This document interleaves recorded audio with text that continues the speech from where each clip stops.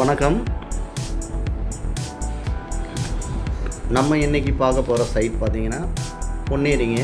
பொன்னேரி டவுன்லேயே இருக்கிற ஒரு புது சைட்டை பற்றி தான் நம்ம பார்க்க போகிறோம். வாங்க சைட்டுக்குள்ளே போகலாம். இந்த சைட்டு கரெக்டாக எங்கே இருக்குதுன்னு பார்த்தீங்கன்னா, நீங்கள் பொன்னேரியில் பஸ் ஸ்டாப் எதிர்த்த மாதிரியே இருக்குங்க இந்த சைட்டு. அதை கௌரி தேட்டர்னு சொல்லுவாங்க. கௌரி தேட்டர் பஸ் ஸ்டாப்லேயே இருக்குது இந்த சைட்டு. இந்த சைட்டுக்கும் நம்மளுடைய பொன்னேரி பஸ் ஸ்டாண்டுக்கும் கரெக்டாக ஒரு 1.5 கிலோமீட்டர் வருங்க. சைட்டு வந்து ஆன் ரோடு ஒட்டியே இருக்குது. அதாவது பார்த்திங்கன்னா Ponneri to Thachurpur road on road மேலேயே இந்த சைட் வந்து வாக்கபிள் டிஸ்டன்ஸில் இருக்குது. சைட்டுக்குள்ளே இருக்க அமெண்டிஸ் பார்த்திங்கன்னா சைட்டு ஃபுல்லாகவே வீடுங்க இருக்குதுங்க.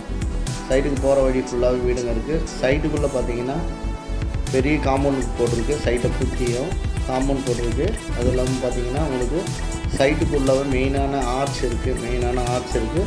அது இல்லாமல் சைட்டுக்குள்ளே பார்த்திங்கன்னா 20 அடி 30 அடி ரோடுங்க இருக்குதுங்க.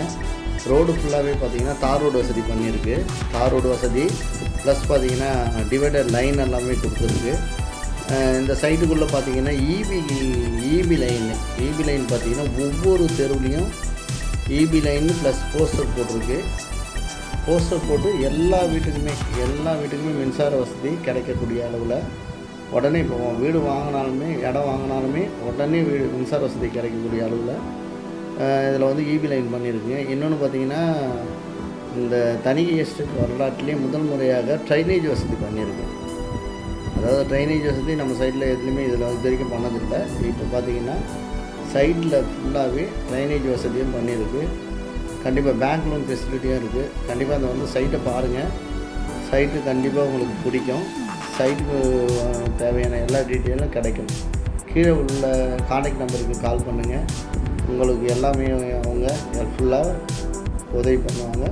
உங்கள் குடும்பத்தில் ஒரு நபருக்கு ஒரு சொத்தை வந்து உருவாக்கி கொடுங்க. நன்றி.